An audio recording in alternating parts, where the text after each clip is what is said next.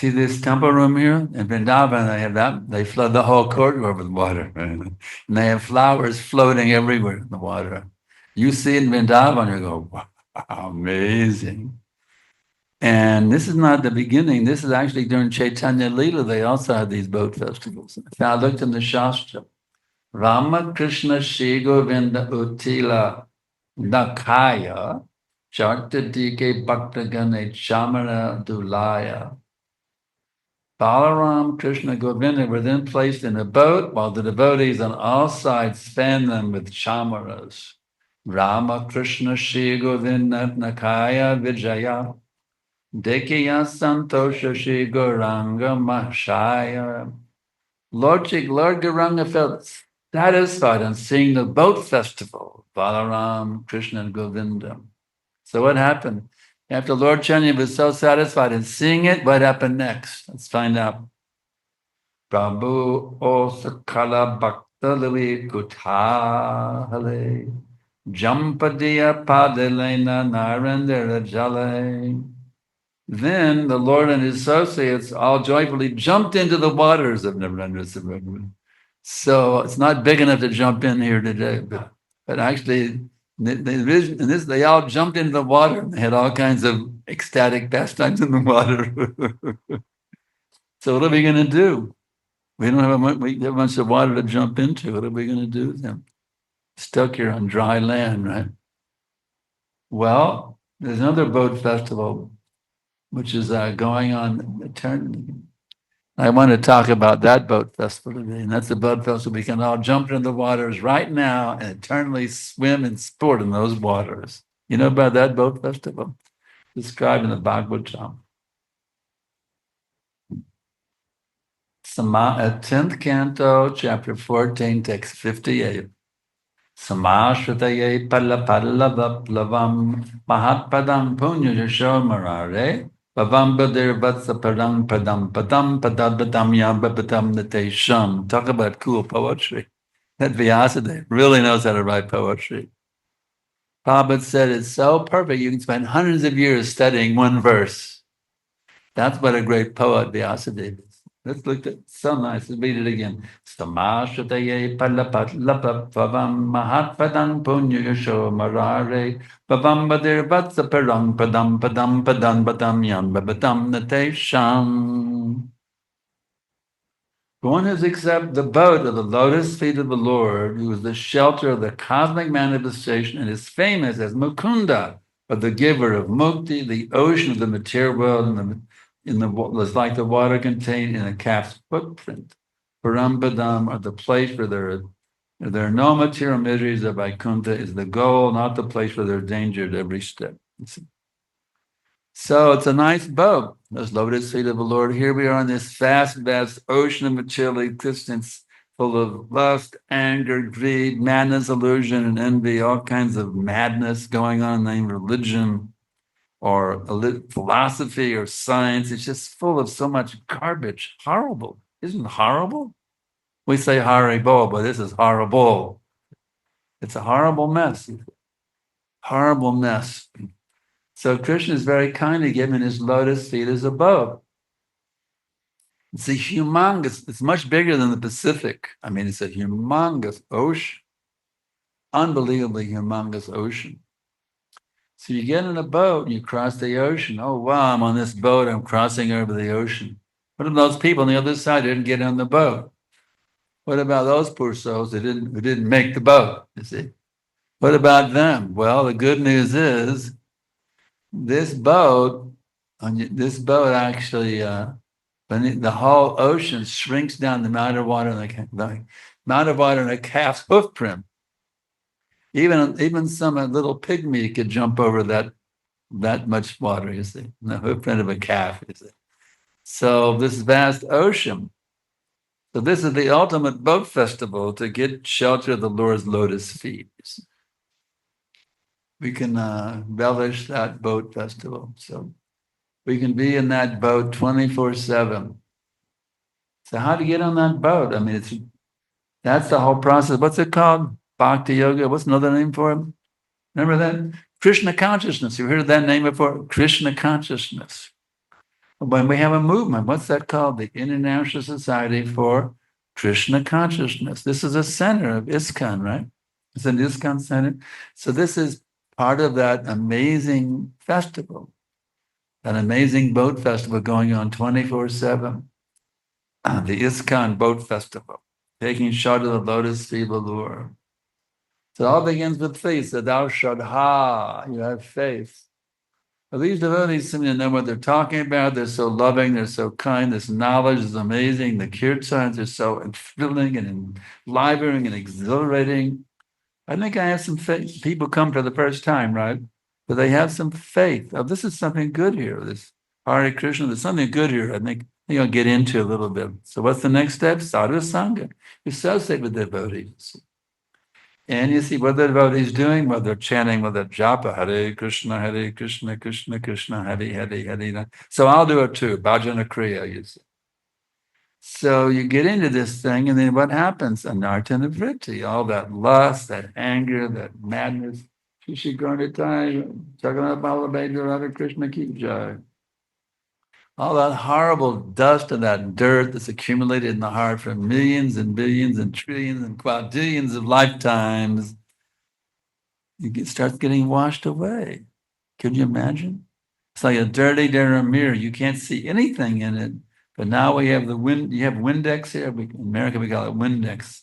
Use the Windex on the mirror. You start cleaning all the dirt. And then one day you get a beautiful, beautiful reflection in the mirror, you see. So we need tons and tons of that mirror cleaning. For millions of lifetimes, how much dust have we accumulated in that mirror? I mean, it's horrible. It's this horrific amount of dust accumulated in the mirror of the heart. But gradually, and day, it goes away step by step by step. And someday you actually come to that position where you can actually see your true self. I'm the servant of Krishna. And you can realize who is that supreme personality of Godhead, the source of all existence. Ishvaraha Paramaha Krishnaha Satchidananda Vigraha Anadiradir Govinda Sarvakarana Karanam. Krishna is, what is he? He's Ishvara Parama. Ishvara, controller, Parama, supreme. So there's so many controllers, like you have your government here, right? Or we have the U.S. government, or you have your temple president. There's so many different types of governors, right? But here is Ishvara Parama, the supreme governor, supreme controller. And he's a pretty amazing person. Why? Satchidananda Vigraha, he's an eternal form full of bliss and knowledge. And besides that, Anadir, he has no origin. Someone says, where does God come from? Is he some myth like the Easter Bunny? Where did God come from? Well, he has no origin. If he had an origin, he wouldn't be God, right? He's God because he has no origin. He's the source of everything. Adir, he is the source. And Sarva Karana Karanam, he's the cause of all causes. So there's so many things going on here, right? So many things happening. But the original cause of all causes, that's Krishna.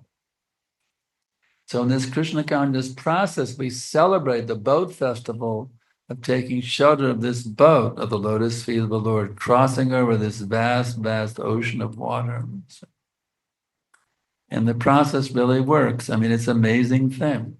It's like somebody works, how many work jobs here? How many people work jobs? Nobody works jobs here? No one works jobs here. Oh, wow, you're pretty lucky. Nobody has to go to work here?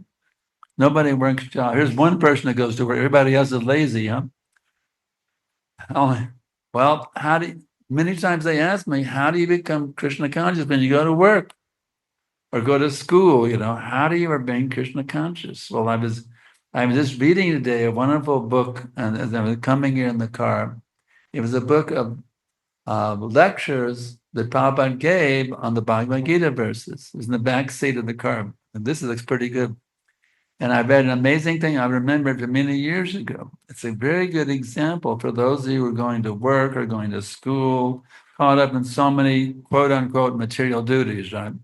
You're not sannyasis who can just chant and read and do puja all day long and preach. But you're working. How many anybody going to school here? Here's one. Nobody else is going to school. Okay, here's another one. So how do you be Krishna conscious when you're going to school or your job? You get your teachers saying, 1 + 1 = 2, or whatever it may be. You're supposed to learn all this stuff so you can pass the grades and get a good degree and all that kind of stuff. How do you be Krishna conscious? And Prabhupada gave a wonderful, wonderful example. I'd forgotten it, but so nice, perfect example. So there's some lady, right? She's a married woman. And what does she have? It's a no, she has a paramour. And she's going, when her husband goes to sleep at night, she's going to sneak out and go have a wonderful affair with a paramour, right? But all day long, she's making sure being a very good housewife, doing everything perfectly, So the husband will never suspect she has a paramour lover, So all day long, she's cooking very nicely, cleaning. The house is just perfectly clean. Everything's pakka household, right? But what's she thinking about the whole time? My paramour, my paramour, my paramour. So in the same way, you're doing your studies to make A+ grades, right? You're working your job to move up the corporate ladder, right? Or get the biggest salary you possibly can. But the whole time you're thinking, my Krishna, my Krishna, my Krishna, my Krishna, my Krishna. It's a great example. For all of you who are working to school and working jobs, my paramour lover or transcendental, my secret lover. They think I'm dedicated to my academic studies. They think I'm dedicated to this corporation, but actually I don't care a fig about this corporation or my degree. All I really care about is Krishna. I want to please my beloved Krishna, you see. So the more you can please your beloved Krishna, the more you become pleased. That's the beauty of it, you see. Instead of loving a dog or a cat, love Krishna who made all of that, you see. When you actually come to the point of loving Krishna, then you can become very, very peaceful in your mind, you see. What is that verse in Gita? Yatha dipo navatasto nengade sapamamrita yogino yatittasha yunjuto yamamatmana. As the lamp in a witness place does not waver, so the transcendentalist, whose mind is fixed, becomes always steady in his meditation on the transcendental self. So, my dear listeners, my dear Prabhus and Maharajis and Maharajas, just one Maharaja. What we have to do is have developed minds like a lamp in a windless place, you see. It's very windy, it's difficult. It's like we had a yogi the other day in Vrindavan, and the wind was horrible. I mean, it was like, remember the wind I was dancing? It was like dancing everywhere. It was really difficult. And that the flames are going here, and smoke was coming out. It's like too much wind, you see. So when it's windy, it's difficult for the flame. The flame can't be steady when it's windy. But when there's no wind, that lamp is just pretty steady, that flame's steady. So we have to become like that as a lamp in a windless place, you see. Become very steady in our meditation on the transcendental self. So how do you do that? Yato nishchalate manashchansanamastanam tatastato nayamya tatatmaya vivashamya. From whatever and wherever the mind wanders, due to its flickering and unsteady nature, one must suddenly withdraw it and bring it back under control of the self. It's just like you're driving a car. You just let it go wherever it wants to. Put your hands in the air and let it go wherever it wants to. You'll be dead. You'll have a crash. You don't just let go of the steering wheel. Haribo! That's it. You'll be dead very quickly, isn't it? You're going 111 km and just throw your hands in the air. Or last night we were 134 a.m. and we were late for the program. 134 km, really rolling down that freeway. 134 km, finished, you see. So we can't be like that, you see. We can't just throw our hands in there. You got to put that hand on the steering wheel and be very careful, you see. So we have to, not only with the car, but even more careful with the mind, you see. I'm going to keep that mind fixed, you see. Okay, mind. My dear mind, what does Govinda Das say? Bajaho re mana Srinanda Nandana Abhaya Charanara Vindare. My dear mind. You see how he's flattering his mind. My dear mind. Even the mind is a rascal. He's saying, oh, my dear mind. You see. Please now engage yourself in the devotional service of who? The divine Nanda Nandana, the divine son of Nanda Maharaj. So we have to really train that rascal mind. You see.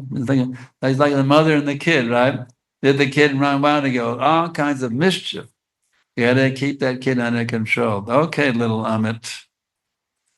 Now you have to do this. What if she just says, Amit, sit in the corner. Stop being naughty, go sit in the corner. Now he may do it for a couple of minutes if you're being chastised, but how long can he sit in the corner not doing anything, little Amit? Well, not very long. He'll be running around again. But he gave him something positive to do. Give him something he's like doing, You know. We have some bananas. Please peel all the bananas. We're having a special feast today, inviting everyone. So we need to peel all these bananas. So he's having fun peeling the bananas, right? So in this way, you have to give the mind some superior engagement. What is that slow? Vishayavani varatante niraha rashidehina rashvasham rashovrasha parandashvani varatase. The embodied soul may be restricted from sense enjoyment, though the taste for sense objects remains, but ceasing such engagements by experiencing a higher taste, he is fixed in consciousness. So, my dear ladies and gentlemen, we have to learn how to do that. Find the way to keep the mind always engaged. Hearing, chanting, remembering, offering prayers, offering puja, cooking, cleaning, traveling and preaching, whatever we can do, cleaning the temple, organizing boat festivals, whatever we have to do to keep that mind fixed. Got to give the mind something it's attracted to. So that's the beauty of this Krishna consciousness movement. Prabhupada gave us a means of tuning in, turning on, and blissing out 24 hours a day. As you think about how it got started, it's a pretty amazing story. How Prabhupada started with 40 rupees, going to America with 40 rupees. After 2 heart attacks, can you imagine what the miracle that Prabhupada pulled off? How did it happen? How did Prabhupada attract all these young hippies to become happy? Well, it was Krishna's. Prabhupada actually said the hippie movement was Krishna's arrangement to help me get my movement started. Okay, now these American youth said we reject the culture of our parents. We don't like they got the Vietnam War. They have the whole ideal of American lifestyle is get a good job, get a good career, get a house in suburbia with 2-car garage and a swimming pool in the backyard. Then you really got it made. You see. So many of you say this is nonsense. Got to be something better than this. But what is it? We don't know. Maybe they think maybe India has the answer. And then all of a sudden, this Indian Swami shows up in the neighborhood. He shows up in the neighborhood somehow or other. A little storefront at 26 Second Avenue, that was the center of the hippie neighborhood. Actually, the Lower East Side, where all the hippies went to, because the rents were cheap. All the hippies went down to the Lower East Side, and all of a sudden the Swami appears in their midst. And he gave these amazing lectures, and plus, he was so loving and sweet in his dealings. And never met anybody was so loving and kind, you see. Prabhupada taught him how to cook. He taught him how to play madanga. I mean, he gave them so much love, you see. They never experienced love like that from anyone, not from their parents, not from their school teachers, not from their girlfriends or boyfriends. They never experienced love like that. It was called selfless, pure love without any tinge of selfishness. What do we call that in Sanskrit? Prema. But we usually call love in the material world, I love you. It's kama. It's kama.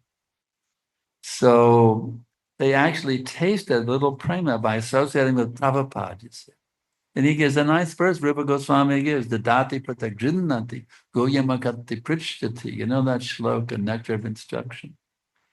how by giving gifts, receiving gifts, revealing your mind, hearing others reveal their mind to you, giving prasadam, accepting prasadam. These are the loving exchanges between the Vaishnavas.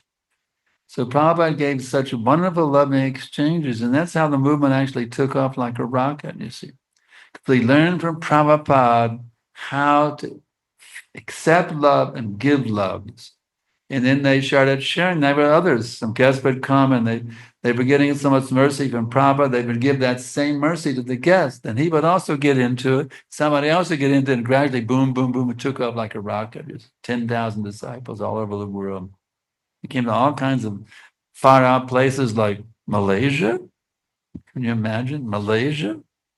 It just grew like anything because that it was all that the knowledge that Prabhupada gave and the wonderful loving feelings that Prabhupada put into his dealings. It's amazing. I know my own experience. Maybe I shouldn't keep telling the same story over and over again, but it was the amazing love that Prabhupada gave me. I remember. I don't. Devotees complain. I see that tell the same stories over and over again, but it was amazing that Prabhupada gave so much love to me. I was some bhakta from Texas visiting Los Angeles. And Prabhupada singled me out, this huge crowd of devotees, to give me a special blessing. So this is the kind of, actually I've realized that Prabhupada said that every single disciple is the most dear person in the whole world. That's the kind of love he put into his dealings with us. And there's a nice verse in this connection. It says that one who what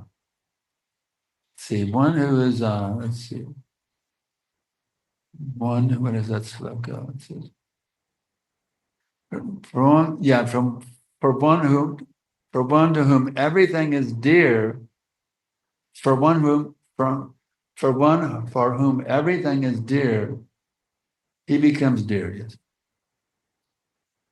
So, because Prabhupada took every single jiva's soul, it's very, very dear, seeing them as part and parcel of Krishna, he became very dear also. The one who takes you is very, very dear. You take him as very dear. That's the whole idea. If someone takes you as the dearmost person in all of existence, you'll also take him very, very dear. It's called reciprocation of feeling. So that's how this movement really took off, a wonderful loving mercy of Prabhupada. And I was talking with my godbrother the other day in Vrindavan. What was the whole movement? Prabhupada was here. Because there's these things, we weren't really used to. The hippies were into illicit sex, they were into LSD and marijuana and completely unrestricted, going wild, actually.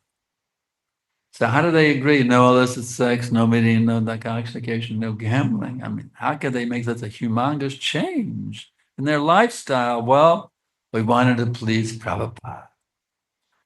Prabhupada wants us to get up from Mangalarti. Well, we're going to do it to please Prabhupada. That was the whole move. I want to please. Prabhupada is very dear. Everyone loved Prabhupada like anything. That's why when Prabhupada came, it was like the ultimate experience. Oh, Prabhupada is coming. Prabhupada is coming. Prabhupada is coming. It was such powerful emotions, like volcanic eruptions of loving feelings in the hearts of the devotees. Prabhupada is coming. Prabhupada is coming. And Prabhupada was also very, you could say, almost like it's a playful. It was like he's like a father and a child. Father having loving reciprocation with his children. Just like when Prabhupada was going to go to leave the U.S. to go to London, they was group of devotees and said, when Janaki grabbed his boarding pass away, not going to let you go, Swami. She took the boarding pass away from him. And Prabhupada just had a loving exchange. He didn't get angry. It was like a loving exchange. He said, loving exchange. So Prabhupada was very, very sweet in dealing with these loving exchanges. He could be very heavy and also very, very sweet. Yes. If there was need, he could be very, but he was 80% lenient. 80% lenient. But if you need to be heavy, he could be very heavy. Just like one godbrother in, what was his name? I think Vishal, in Vrindavan in the early days. He was always making a big show, you know. Prabhupada coming out, chant all kinds of mantras, you know, but showing up at, you know, so yeah, you make a big show chanting all kinds of mantras. That's all they do every day. A big show. I'll channel these mantras in front of Prabhupada. Then Prabhupada says, see that dirty spot on the floor? Why didn't you clean it up? Why do you clean it? Don't you see the dirt on the floor? Prabhupada scolded him for not cleaning the floor, even though he's like a big show chanting all these mantras. You see. So Prabhupada also, he was, he was shocked that Prabhupada wasn't appreciating all of his big glorifications. He hadn't cleaned the dirty place on the floor. So Prabhupada is very practical. He could encourage everyone and also just correct everyone in the most intelligent, powerful way. And they actually could clean the dirt out of our hearts. You see. So now we have to keep it going. We got to keep on that boat festival, the ISKCON boat festival. Of always diving deep, as I was explaining in the very beginning. These mantras are like windows, the Jai Radha Madhava, Hare Krishna mantra, etc. These are windows that actually allow us to jump out of the material world into the spiritual world. You understand my point? We can actually jump from the materialism to the spiritual world. Prabhupada personally told me, he said, now you must become qualified to see Krishna face to face. That means actually entering the spiritual world. It's very interesting. I read the other day in the Asakti stage, there's the different stage. Now, Shraddha, Sadhu Sangha, Bhajana Kriya, Nartadaviti. When you get to the Asakti stage, even before Prema, the Asakti stage, even before Bhava, the Asakti stage, you can actually see the pastimes of Krishna in your heart. Krishna book is great for us neophytes, but on the Asakti stage, you can see all the pastimes happening right now, live, and you within your heart. Can you imagine? You see, actually see Krishna lifting Govardhan Hill happening right now, and your heart see it happening. Well, it's all there. It's all there. We just have to go deep into what? Hare Krishna, Krishna Krishna, Hare Hare. Hare Rama, Rama Rama, Hare Hare. Does anybody have any questions?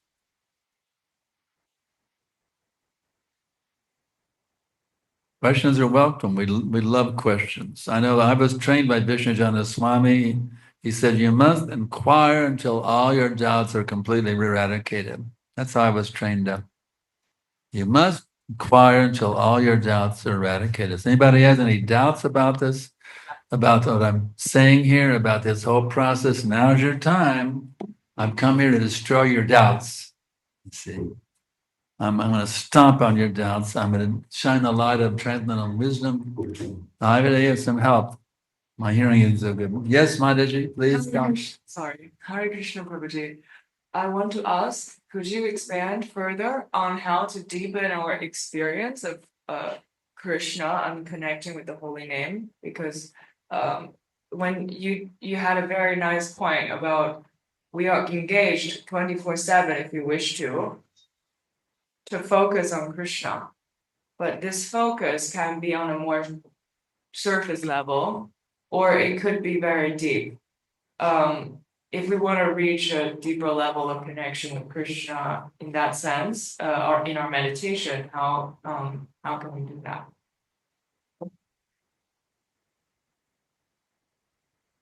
How to deepen our connection with Krishna by chanting the holy name. So it can be on the surface, it can go deep. The surface is good. You got to dive into the ocean. You got to start at the surface, isn't it? Let's say you're a deep sea diver, right? And you jump into the ocean. At first, you're only on the surface, isn't it?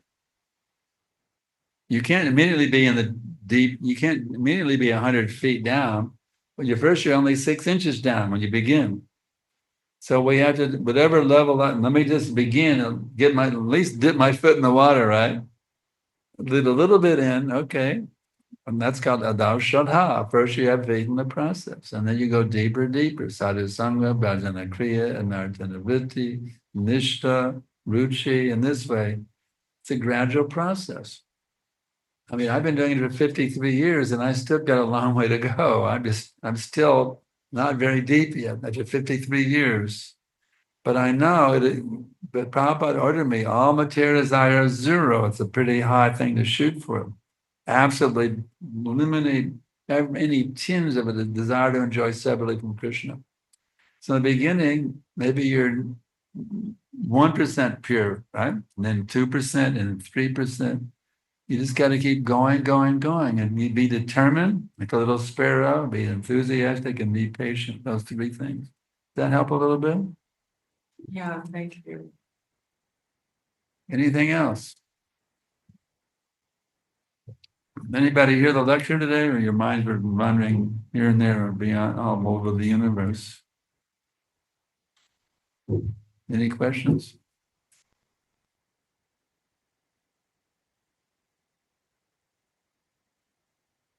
No questions.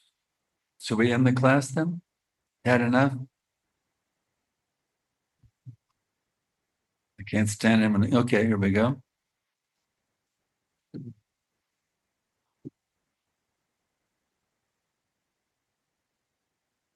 Hare Krishna Prabhu, your class is wonderful. Let hearing about that.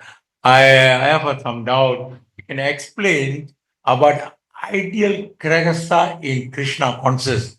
Explain like a 14th chapter of 7th canto. You can explain elaborate a little bit about that. Ideal grahastha. He wants more explanation about the ideal grahastha. He would make sense. Ideal grahastha. Well, there's two types of householders, grahastha and griyameti. Griyameti means use household life as a facility for sense enjoyment. Oh God.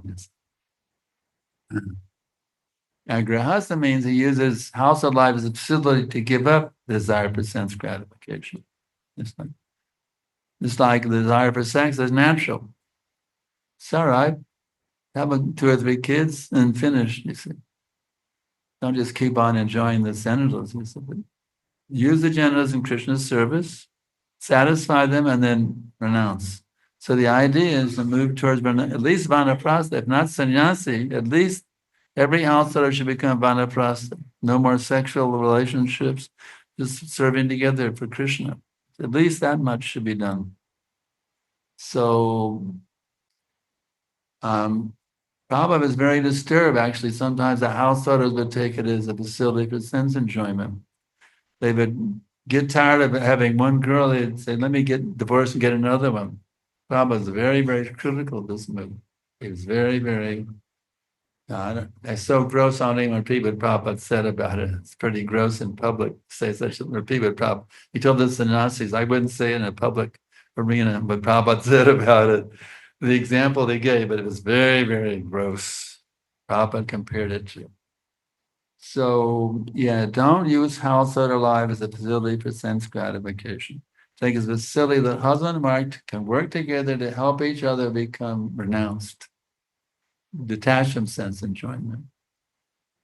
Does that help a little bit? Yeah. Anything else? Good Manager, you want to add? This is my better half here. You want to add some points? She's helped me become more and more renounced. Very advanced Vaishnavi Guru. They call her Guru Mataji.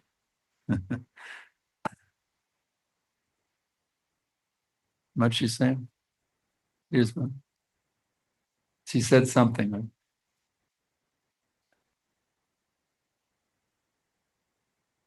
Microphone coming.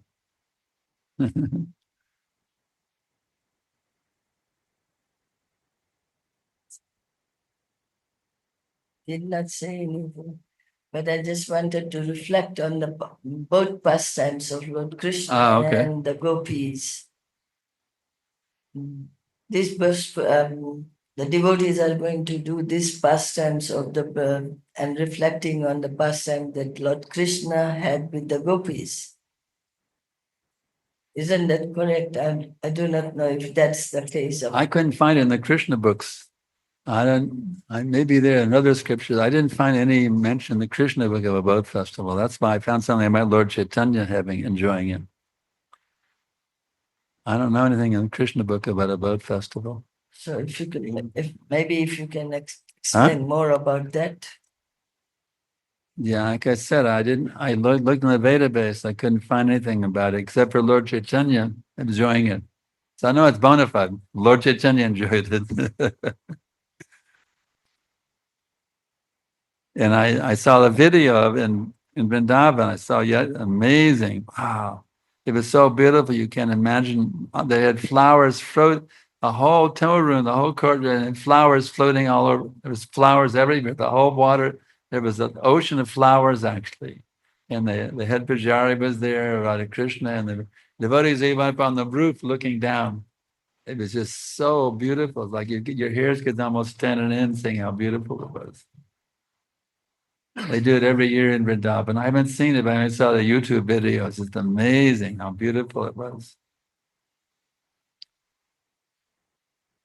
So Radha and Krishna certainly enjoyed that. There's no doubt about it.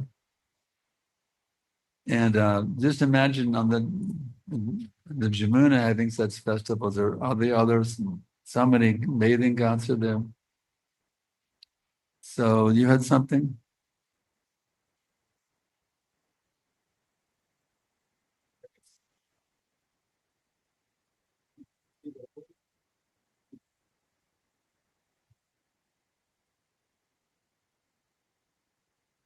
Asking, how did you become Krishna conscious? Did you receive a book or just walk in the temple? How did I become Krishna conscious? Well, actually, I have a whole amazing story called the Divine Love Memoir. I bought a bunch but they all sold out last night. I could only fit 25 in my suitcase and they all sold out. It's an amazing, amazing story, the Divine Love Memoir. And it's available on Amazon. You go to Amazon and type in Divine Love Memoir, and you can buy it on Amazon. But I'll give you a little brief explanation. Yeah, I was a kid growing up in America, make good grades, get into a good school, get a good degree. But just at that time, this is the fall of 65, I was my freshman year in college, the same time that Prabhupada landed in America. I said, this doesn't make sense. If I'm going to die and get old, what's the purpose of this? Trying to have ultimate material success. So I want to know whether there's a meaning of life, but they couldn't tell me. So then I found there's something called self-realization. In my junior year, somebody told me about something called self-realization, and I pursued it. I got misled by 3 different gurus. They cheated me. 3 different gurus. But then one night, somebody turned me on to this thing called Hare Krishna, Krishna Krishna, Hare Hare, Hare Rama, Rama Rama. And I said, wow. I got a picture of Radha Govinda. I was offering my food to them. And I said, okay. I was going to college with them. Now I've chosen my career. Yes, I've become a sadhu in India. That was my career choice. So I was going to go to India. I was following the Mayavadi's neti pathway, deny everything. So deny this, deny that, just go to India, deny it all, go to India. But then on the way to India, I thought, wait a minute. If I deny everything, denial is also something. So ultimately, I must deny denial and accept something transcendental. So then I got this inspiration, deliver the world. I got this inspiration, I must deliver the world. And I had some idea there were some people in San Francisco who are also delivering the world. So I wanted to go join them. So I ran away from home basically with no money. I hitchhiked all the way to San Francisco. And who did I meet? The devotees. First people I met, the Harinam party, but I didn't realize they were the people I was supposed to join. Because I knew the mantra, I thought it was really nice, but they shaved heads and a robe. Are you kidding? We were long-haired hippies, right? I mean, it's cool, but I was still tinged with my body philosophy, thinking I was Krishna. I actually went to the temple. I was chanting Hare Krishna, Krishna Krishna, Hare Hare, Hare Rama, Rama Rama, Hare. When Brahma Sri said, "Oh, you're chanting so nicely," I was thinking, "Ha ha ha!" If she only knew that I'm Krishna. So I was still tinged with Mayavadi philosophy. It wasn't really to join. So I went through the whole thing. I became a popular singer-songwriter, sharing the stage with some of the biggest names in the music world in those days. So I was thinking, I'll change the world by writing songs and singing. I wrote 300 songs, actually. So I became famous in San Francisco. I also went to Austin, became famous there as a singer-songwriter, but still there was something missing. There was something missing. I wanted to figure out what was missing. But I has been raised as a Christian, and someone invited me for some Bible study in the morning. I got in the habit of studying the Bible. And well, Jesus was self-realized. What made him self-realized? I was studying the Bible, trying to figure it out, and one day I found him. He said, "Father, not my will, but thy will be done." That's it. You got to do what God wants, not what you want. So I didn't know what God wanted. That was the problem. So I started praying, "Dear God, please guide me how I become your perfect servant." So Krishna heard my prayer. You know what he did? Krishna sent Vishnu Jana Swami to Austin. And he taught me how to be Krishna conscious. But George Harrison had just come out with My Sweet Lord. I think, well, I'll follow George's example. I write Krishna conscious songs, and that way I'll spread Krishna consciousness. I'm going to become one of those, shaved up brahmacharis with a robe. You better be kidding me. But then one day, somebody handed us this Radha Krishna Temple album. And I took it back. My service is vacuuming the temple room broke every morning. And I put it in the record player. And the London devotees were singing Gurvastakam. Samsadadavan nalalita loka Shanaya karyunya gana ganadavam Praptashakalyana Vande Guru Sri Charanaravinda. And I was amazed. I never heard love like that ever before. The love, they expressed their love for Prabhupada. It was always kama, it was never prema. I never tasted actual love, but hearing the love in their voices of those London devotees, Shama Sundar, Malati, Mukunda, Janaki, Gurudas, Jamuna, hearing that love they were expressing for Prabhupada, it melted my heart like anything. And I was just thinking, wouldn't it be beautiful if I gave my life to Prabhupada? And the tears came streaming down the face. When can I get initiated? So that's how it happened in a nutshell. But I have a whole book giving all the details. On Amazon.com or Amazon whatever, The Divine Love Memoir. So I'm sorry I didn't bring enough copies. I can only fit 25 in my suitcase. I wanted to bring 100 of them. I didn't have room in my suitcase. Is it there if you want to get it? Any other questions? Yes.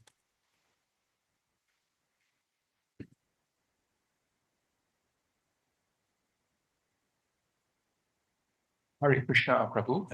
Thanks for sharing. What inspired you to write this book, the memoirs? I was inspired to write the book because I knew this story could inspire a lot of people to become Krishna conscious. It's an amazing, amazing thing how it happened, how I embraced the Mayavadi idea and denied, and then flipped over from renouncing the world to revolutionize the world. I realized it was a very powerful story that could impact a lot of people to help them become Krishna conscious. So that's why I wanted to put it in writing. Yeah. And a follow-up question is, Prabhupada's books are the best literature we can find on spiritual stuff. And of course, when we write about our experiences, it has got some spiritual element, but nothing compared to. Yeah, Prabhupada told us to write books. You had it, and Prabhupada told me to write also. So we do that to bring people to Prabhupada. Thank you. His books are the authority. His books are the law books. But there's so many books written by so many devotees, and actually those books attract us to Prabhupada. And that's the whole point. Not that I'm trying to steal the show. And the book is all about how I came to Prabhupada's lotus feet and how the great ecstasy of being a follower of Prabhupada. That's the whole point. Thank you very much, Prabhu. Hare Krishna. Yes.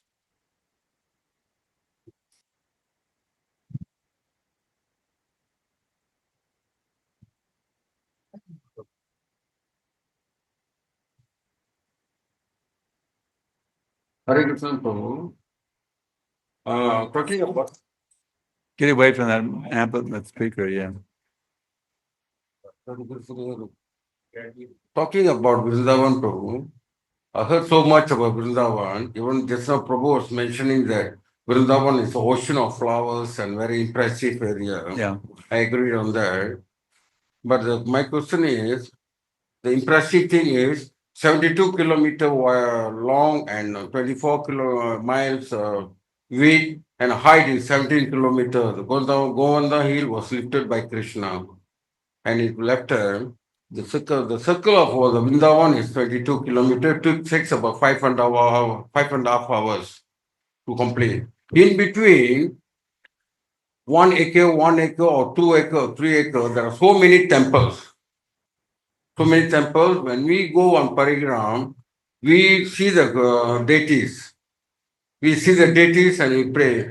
When the moment we reach the temple, people will say, Radhe Krishna, and ask us to contribute. Now, my question is, we feel guilty because the deity sitting there is Krishna. For not contributing any money, number one. Number two, when we move on, how much we can contribute? 1 or 2 temples? I can't follow very well. Give me a summary. My hearing is not so good. Come again? I want to understand what your questions are. Yeah. Huh? Finish. Okay, go ahead and finish it. Am I allowed to continue?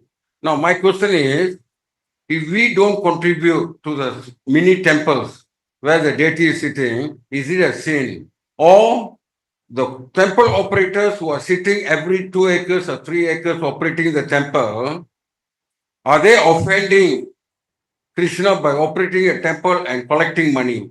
This is my question.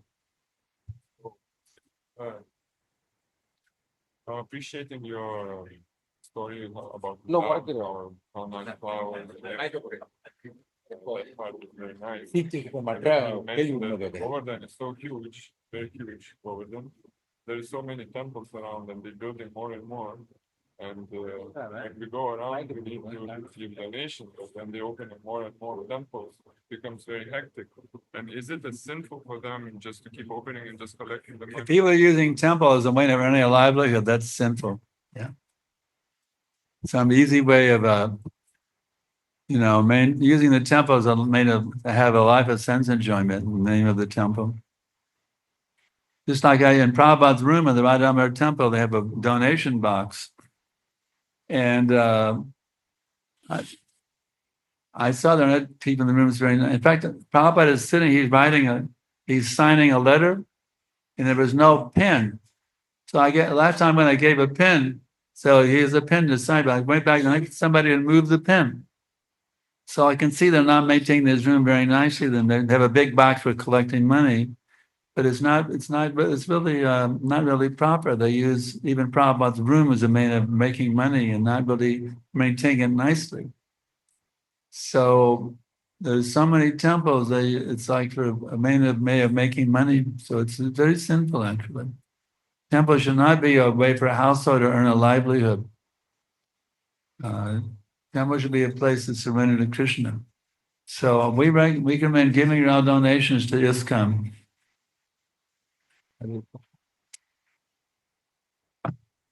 Now, sometimes I do give, but maybe sometimes I'll give, but mostly I'll give to ISKCON. 99% I'll give to ISKCON. Maybe a little sometimes I give something.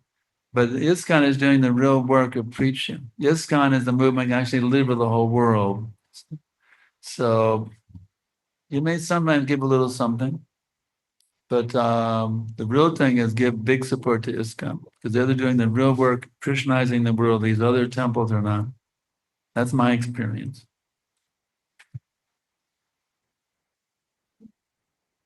Yes. Shwagadu, there is a question from internet. Could you please elaborate on going deep while chanting the holy name? Elaborate on Going deep on chanting. how to go deep into the holy name. It means we have to learn how to chant with feeling. See? My dear mother Radharani, Hare, my dear Krishna, please engage me in your loving devotional service. You're begging, begging, begging. Trouble is, we don't really want to be engaged in service. We just want to chant, but we don't want to be engaged in service. That's the problem we neophytes have. We don't want to do the service, we just want to get the mercy without surrendering. So we have to actually be in the mood of begging them, engage us, please engage me in your loving devotional service. And be very enlivened and thrilled and hopeful of getting 24 hours a day of absorption in service. That's when we're going deep into the holy name. Actually, very enthused and begging and hoping that I get unlimited service to do. That's going deep into the holy names. Anything else? On the ladies' side, the men's side, or is that it? Everybody's ready to end it now, begin the boat festival? Okay. Once, twice, going once, going twice. That's okay. Something else? Yeah, that's it. Okay. So we thank you very much for hearing these words that I've learned from my spiritual master, Srila Prabhupada. So please take this process seriously. Make your lives successful by complete total surrender to Guru and Krishna. Hare Krishna. Thank you very much. Hare Krishna. Thank you very much, Prabhu, for this wonderful. Actually, we didn't have the opportunity to go one. If I go to the next, maybe you can